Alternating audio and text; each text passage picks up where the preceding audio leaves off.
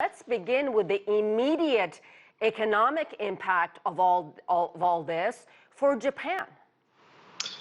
Thank you for having me, first and foremost. For Japan, the economic impact number is leaning towards $6 billion when it comes to a postponement.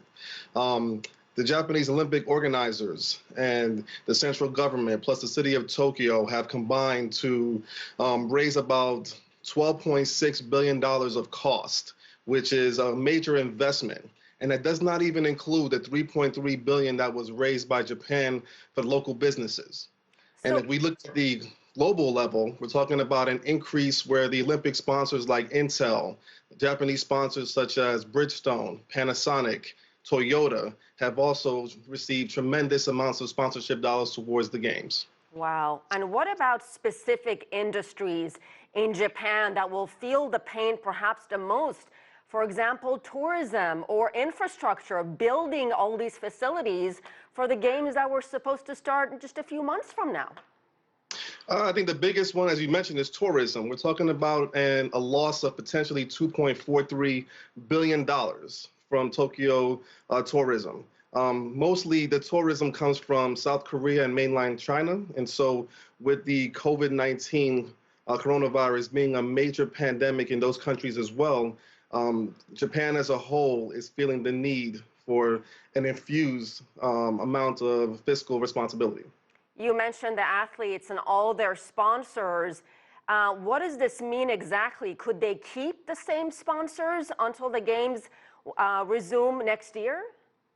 I think that's the hope. I think the wording from the IOC and from Toshiro Muto, from the CEO of Tokyo 2020, is that this is a postponement and not a cancellation. And so it'll all come down to the contracts for the sponsors to see exactly where the funding will go.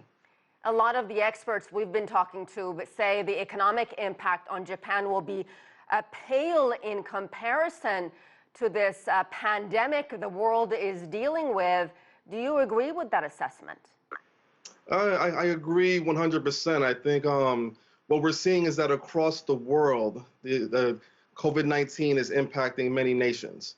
Specifically in global soccer in Europe, the top 5 leagues are supposed to lose about $4.3 billion if they do not start the games back up. So we're talking about the English Premier League, the Spanish La Liga, the Italian Serie A, the French Ligue 1, as well as the German Bundesliga. $4.3 billion based on ticket sale revenue loss, concession revenue loss, as well as game day operation revenue lost. And so these billion-dollar losses are going to be felt around the world. Daniel, a lot of people are saying this decision by Japan, by the IOC, should have been made much sooner. Why wait so long to avoid the inevitable?